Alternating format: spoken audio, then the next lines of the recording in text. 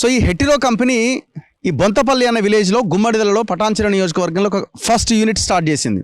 So ఈ unit ఎక్కడుంది అని అంటే మనకు అక్కడ పైప్ లైన్లు కనిపిస్తున్నాయి, మీకు ఆ గొట్టాలు పెద్దవి కనబడుతుందా పైనవి, అవి అది ఆ company Hetero company first unit అనమాట.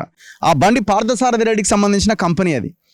ఈ ఆనుకొని ఉన్న ఈ గోడ అవతలున్న భాగం అంతా ఎయిర్ ఫోర్స్ ల్యాండ్. తెలుసు కదా మనకి దుండిగల్ ఎయిర్ ఫోర్స్. వాడు ఏం చేస్తున్నాడంటే అక్కడ ఉన్న కంపెనీ వ్యర్థాలన్నీ ఆ ఎయిర్ ఫోర్స్ ల్యాండ్లోకి వదులుతున్నాడు. మరి ఎయిర్ ఫోర్స్ అంటే ఇది కేంద్రానికి సంబంధించింది కదా, మరి వాళ్ళు ఏం చేస్తున్నారు అంటే వాళ్ళు ఆ బండి పార్థసారథి రెడ్డికి అమ్ముడుపోయాను, మొత్తం వ్యవస్థ అంతా అమ్ముడుపోయింది. ఆ ప్రహరీ గోడ నుంచి ఆ గోడలోంచి నీళ్ళన్నీ ఆ వ్యర్థాలన్నీ కూడా ఇగో మనకు ఎదురుగా కనిపిస్తున్న ఈ గ్రామం ఏదైతే దోమగూడ అన్న విలేజ్లో ఉన్న ఈ దోమడిగ అన్న విలేజ్లో ఉన్న ఈ నల్ల చెరువును మొత్తం ఎర్రగా మార్చేస్తున్నది.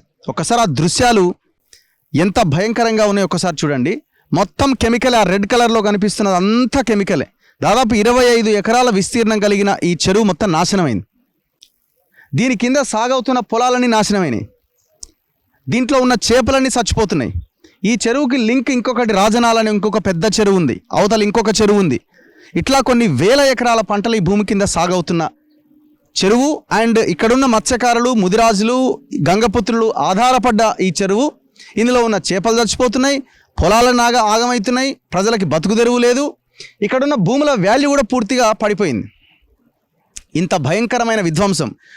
గర్భిణీ స్త్రీలు గర్భం దాల్చట్లే, వాళ్ళు అబార్షన్స్ అవుతున్నాయి, వాళ్ళు బట్టతలలు వస్తున్నాయి, దురదలు వస్తున్నాయి, రకరకాలుగా హింస. ఎంత ఘోరమైన అరాచకం చూడండి.